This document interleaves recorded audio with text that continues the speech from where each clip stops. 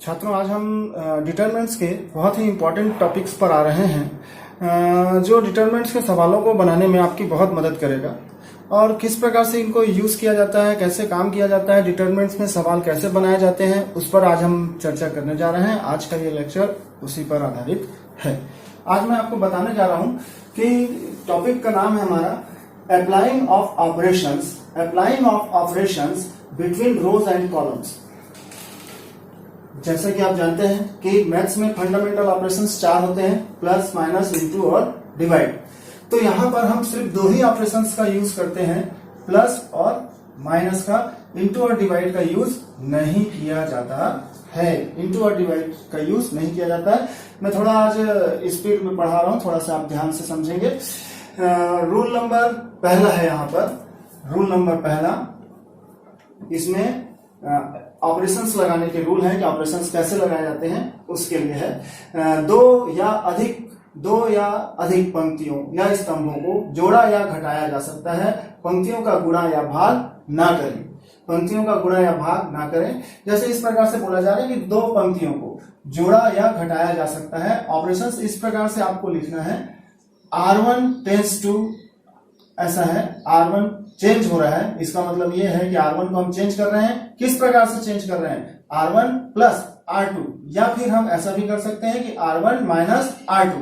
ध्यान इस बात का रखना है कि अगर आपने यहां पर R1 रखा है तो यहां पर R1 ही होगा, यहां पर R1 ही होगा। इसी प्रकार से आप कॉलम में भी ऑपरेशन लगा सकते हैं। C1 tense to C1 plus C2। इसका मतलब यह है कि C1 चेंज किया जा रहा है, C1 प्लस C2 करके या फिर C1 माइनस C2 करके हम चेंज कर रहे हैं।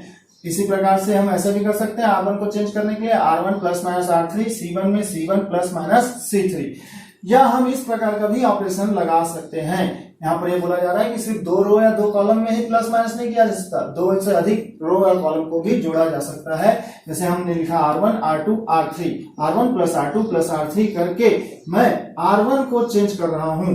तो इसका मतलब यह है कि तीनों रो को जोड़ने के बाद R1 के प्लेस को चेंज करना है। R1 के सारे एलिमेंट्स बदल जाएंगे और इन तीनों को जोड़ने के बाद जो आएगा वो R1 की जगह पर लिखा जाएगा। ठीक है। इसी प्रकार से C1 में भी आप ऑपरेशन लगा सकते हैं, C1 plus C2 plus C3। जोड़ने के बाद जो नए अवयव आएंगे उसे C1 के जगह पर रखना है। C1 का पुराना जो एलिमेंट है वो गायब हो जाएगा, उसे नहीं लिखा जाता है। परंतु ऐसा ऑपरेशन कभी भी नहीं लगाया जाता।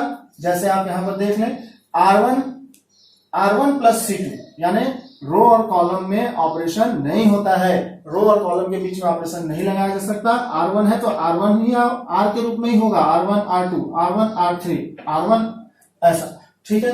परंतु ऐसा नहीं होगा, R1 C1, R1 C2, इस प्रकार के ऑपरेशन नहीं लगा सकते हैं। दूसरा, इस प्रकार का ऑपरेशन आप नहीं लगा सकते हैं कि ये बोल रहा है कि हम R1 को चेंज कर रहे हैं तो यहां पर R1 ही लिखा जाना कंपलसरी है। अगर यहां पर R2 लिखा है इसका मतलब यह है कि आप R2 चेंज कर रहे हैं। अगर यहां पर R2 लिखा है मतलब आप R2 चेंज कर रहे हैं, तो ऐसा ऑपरेशन कभी भी नहीं लगेगा। R1 यहां बता रहे हैं, यहां R2 बता रहे हैं, तो दोनों बात डिफरेंट हो जाएगी। इसलिए आपको यह ध्यान रखना है कि यहां पर R1 है तो यहां पर R1 ही होगा। ठीक। तीसरा, इसी चीज को वहां पर बताया गया कॉलम में भी, अगर आप C1 को चेंज कर रहे हैं तो यहाँ पर C3 आप नहीं लिख सकते, यहाँ पर क्या आएगा? C1 आना चाहिए। ठीक है। इसी प्रकार से इस प्रकार के ऑपरेशन भी अलाउ नहीं कर सकते हैं। R1 into R2, R1 change किया जा रहा है, R1 इंटू R2 या R1 बाई R2, ये ऑपरेशन अलाउड नहीं है। इस प्रकार के कार्य को करने से आप बचें, ऐसा आप ना करें। दूसरा रूल है, किसी भी पंक्ति या स्तंभ के अवयवों को किसी भी अचर से गुणा करके किसी अन्य स्तंभ में जोड़ा या घटाया जा सकता है। किसी भी पंक्ति या स्तंभ के अवयवों को किसी भी अचर से गुणा करके किसी अन्य स्तंभ में जोड़ा या घटाया जा सकता है। जैसे हम इस प्रकार से लिखे हैं कि R1 को हम चेंज कर रहे हैं, R1 प्लस KR2। इसका मतलब यहां पर मैं 5 भी लिख सकता हूं, 2 भी लिख सकता हूं, 3 भी लिख सकता हूं। सपोज करो यहां पर 2 लिखा है तो इसका मतलब यह है कि मैं इस ऑपरेशन को 2 बार लगाना चाह रहा था, लेकिन मैं उसको 2 बार ना लगाकर 1 बार लगाया है।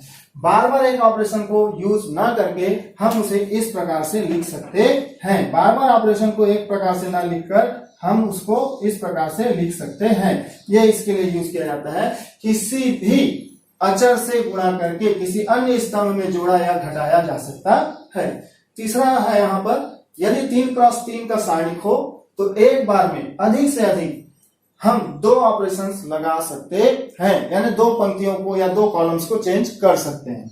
ये हमारे ऑपरेशंस को यूज करने का तरीका है, अप्लाई करने का तरीका है। इसके बाद मैं आता हूं आपके पास सेकेंड टॉपिक पे।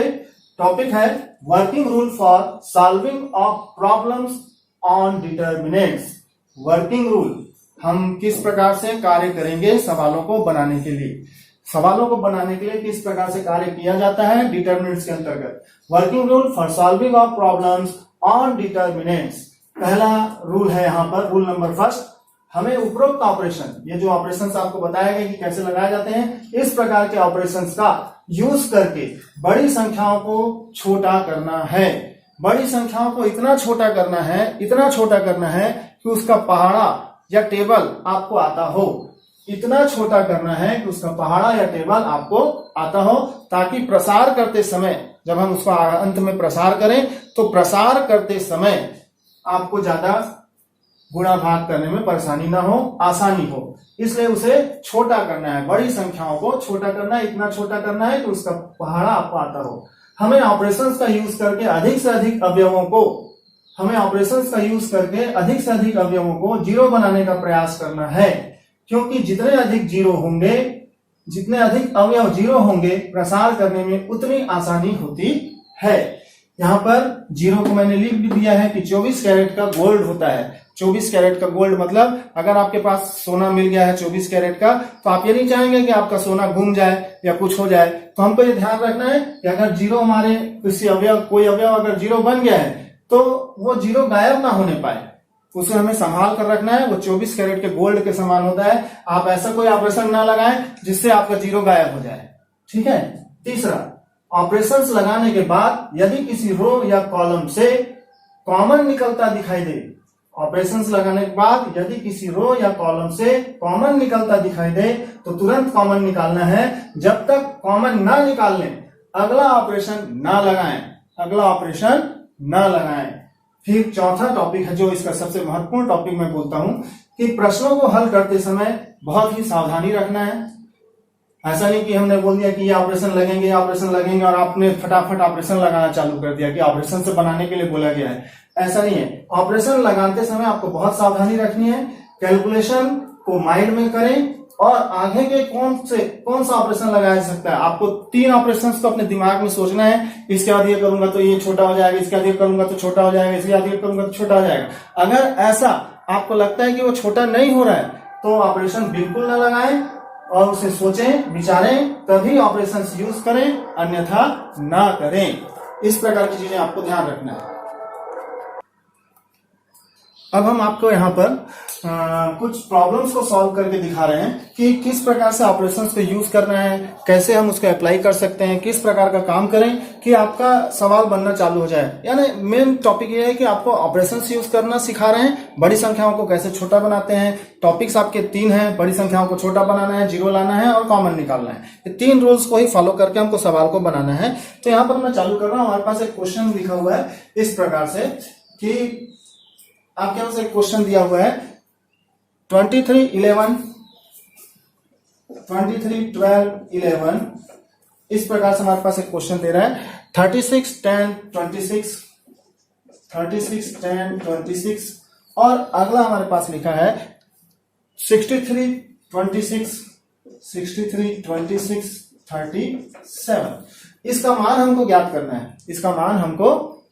करना है। तो यहां पर हम सोचते हैं कि हमारे को जो रूल बताया गया उसमें बोला गया है कि बड़ी संख्याओं को छोटा करना है और क्या क्या करना है आपको बताया गया कि जीरो लाना है और कोई भी 2 पंक्तियों स्तंभों को समान करना है। तो हम यहाँ पर चालू करते हैं रो लगाने के लिए ऑपरेशंस। तो देख रहे हैं ये बहुत बड़ा है, ये बड़ा है, ये बड़ा है, तो हम इसको इधर लाके माइनस कर सकते हैं, इस प्रकार से कर सकते हैं। अचानक हम जब ऑपरेशन लगाना चालू करते हैं तो हमको ये समझ में आता है कि भाई मैं थोड़ा सा सोच विचार करूं, सवाल को देखते साथ मैं ना कूदूं। मैंने पहले बोला आपको सावधानी से आपको काम करना है। तो आपको पहले सवाल को देखना है, आप ऐसे देख लीजिए, फिर ऐसे देख लीजिए, चारों तरफ से किधर से ये आपको बनाने में सरल लग रहा है, क्या किया जाए। तो हमको एक चीज दिखती है यहाँ पर कि अगर मैं इन दोनों को जोड़ दूं, इन दोनों को जोड़ दूं तो ये हो जाएगा 23, और अगर लाकर इसमें घटा दूं तो ये क्या हो जाएगा 0। इसी प्रकार से अगर मैं इसको और इसको जोड़ दूं तो ये हो जाएगा 36, और इसको लाकर यहाँ घटा दूं तो ये हो जाएगा 0। इसी प्रकार से अगर इन दोनों को जोड़ दूं तो हो जाएगा 63, इसमें लाके घटा दूं तो ये 0 हो जाएगा। तो हम यहाँ पर ऑपरेशन हमको समझ में आ गया, 23, 12, 11, 36, 10, 26, 63, 26, 37 ऐसा लिख लिए, और एक ऑपरेशन लगाए यहाँ पर, ये C1 है, ये क्या है ये C1। तो ऑपरेशन लगेगा C1 में, C1 माइनस साइन के साथ C2 प्लस C3। इस प्रकार से हमने एक ऑपरेशन लगाया। C2 प्लस C3 को जोड़कर C1 में लाकर घटाया जा रहा है, और C1 चेंज हो रहा है। तो चेंज होने के बाद क्या आ जाएगा आपके पास, यहाँ पर नया एलिमेंट आएगा, बताया गया आपको 0 0 0 आ जाएगा। ये ऐसे रहेगा 12, 11, 10, 26, और यहाँ पर कितना लिखा है 26, 37। इस प्रकार से अगर हमने प्रॉपर्टी 1 पढ़ा हुआ था, इसका रूल नंबर 1 कि अगर किसी भी डिटरमिनेंट्स के किसी भी पंक्ति या स्तंभ के सभी अवयव 0 हों तो डिटरमिनेंट्स की वैल्यू 0 होती है, प्रसार करने की जरूरत नहीं है। इस प्रकार से हम इसका आंसर आपके पास लिख देंगे। ऐसा हमको बनाना है। तो ऑपरेशंस को तुरंत नहीं लगाना है, थोड़ा सोचिए विचारिए किधर से आपको सरल पड़ रहा है, क्या क्या किया जा सकता है, हमारे पास क्या हो सकता है, कैसा हम करें कि दिमाग से हमारा काम हो। ऐसा नहीं कि हम उसको अननेसेसरी बढ़ाते चले जाएं। इस प्रकार की चीजें हैं, आपको थोड़ा सा ध्यान देना पड़ेगा। इसी प्रकार से मैं यहाँ पर क्वेश्चन नंबर 2 ले रहा हूं, ये भी इवैल्यूएट है। यहाँ पर पहले मैं आपको ये संख्याओं के द्वारा इसे समझाने का प्रयास कर रहा हूं, ऑपरेशंस को संख्याओं के द्वारा कि कैसे आप इसको यूज कर सकते हैं। फिर एक एग्जांपल है यहाँ पर, इस प्रकार से लिखा है 7 9 79, 4 1 41 और 5 5 55। मान लीजिए आपके पास कोई एग्जांपल इस प्रकार से दिया है, इसका वैल्यू इवैल्यूएट करना है। तो हम यहाँ पर चालू करेंगे सॉल्यूशन। फिर से मैं बोलूंगा कि आपको डायरेक्ट नहीं चालू करना है, आप क्या करेंगे, पहले सोच विचार करें कि क्या ऑपरेशन लगाया जा सकता है, क्या ऑपरेशन लगाया जा सकता है। तो हम यहां पर देखते हैं सबसे बड़ी क्वांटिटीज कौन सी हैं, ये है 79, 41, 55। तो हमारे दिमाग में वो चलता रहता है 79, 41, 55। तो यहां पर हम एक काम करें, यहां पर एक ऑपरेशन बोला गया था कि किसी भी पंक्ति को, किसी भी स्तंभ को किसी भी अचर राशि से गुणा करके किसी दूसरे पंक्ति या उसमें घटाया जा सकता है स्तंभ में। तो मैं यहां पर ऑपरेशन लगाता हूं। यहां पर अगर मैं इसको 10 से गुणा कर दूं, 10 से, सपना नहीं आ रहा है, 10 से गुणा करने का, 10 7 70 हो जाएगा, कम हो जाएगा 10 ऐसा करके। तो इसलिए मैं यहां पर ऑपरेशन लगा रहा हूं, ऑपरेशन C3 में लगाया गया, C3 minus 10 times C1। 10 times किसी भी पंक्ति या स्तंभ को किसी भी संख्या से गुणा करके किसी दूसरी पंक्ति या स्तंभ में घटाया जा सकता है। तो आपको ये सोचना पड़ेगा कि मैं क्या करूं, कैसे करूं, सोचना है, तुरंत ऑपरेशन नहीं लगाना है। ऑपरेशन लगाते समय आपको ये बहुत ज्यादा सावधानी रखनी है।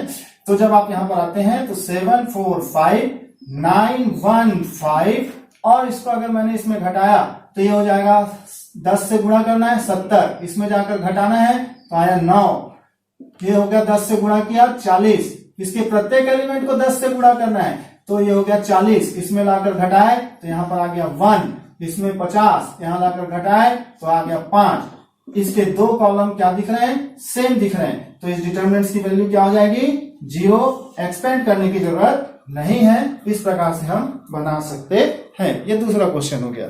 इसी प्रकार से मैं एक और क्वेश्चन आता हूं जिसमें इस प्रकार से लिखा है, क्वेश्चन नंबर 3 टॉपिक्स पे आते जा रहा हूं लगातार मैं।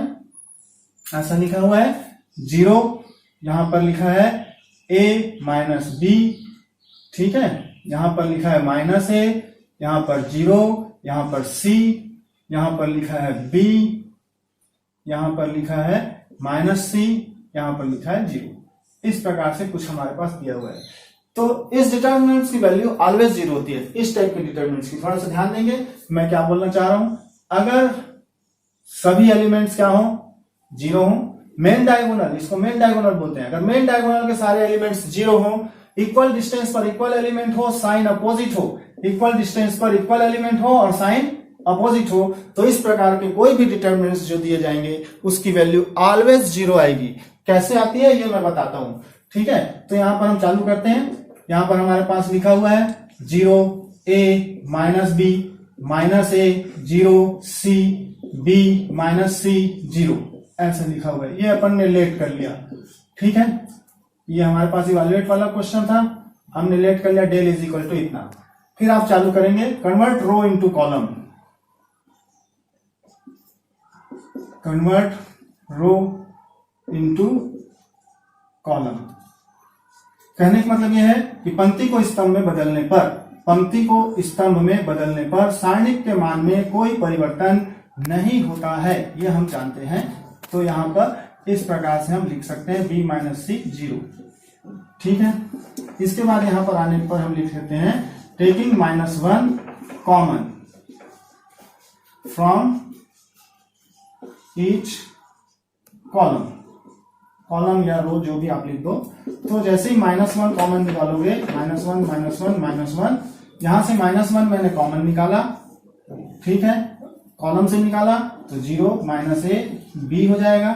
यहां पर a 0 माइनस c हो जाएगा, यहां पर माइनस b c और 0 हो जाएगा।